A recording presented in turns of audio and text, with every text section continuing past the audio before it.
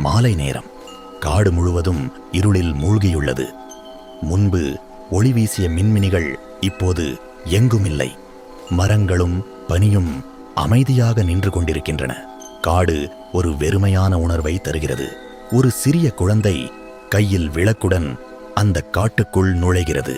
அதன் முகத்தில் பயமும் ஆர்வமும் கலந்திருக்கிறது.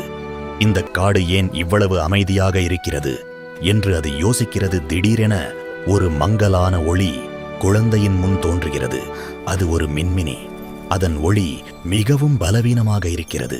குழந்தை அதை ஆச்சரியமாக பார்க்கிறது. மழை பெய்ய ஆரம்பிக்கிறது. காற்று பலமாக வீசுகிறது.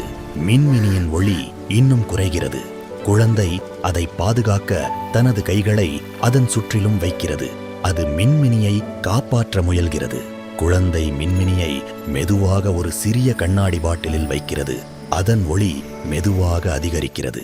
சுற்றிலும் சிறிய ஒளிக்கீற்றுகள் தோன்ற ஆரம்பிக்கின்றன. சில நொடிகளில் காடு முழுவதும் நூற்றுக்கணக்கான மின்மினிகள் ஒளிரத் தொடங்குகின்றன. காடு மீண்டும் உயிர் பெறுகிறது. குழந்தை மகிழ்ச்சியுடன் அந்த அழகை கண்டு சிரிக்கிறது. நெறி, சிறிய உதவி கூட பெரிய மாற்றத்தை உருவாக்கும். கருணையும் பாதுகாப்பும் உலகை மீண்டும்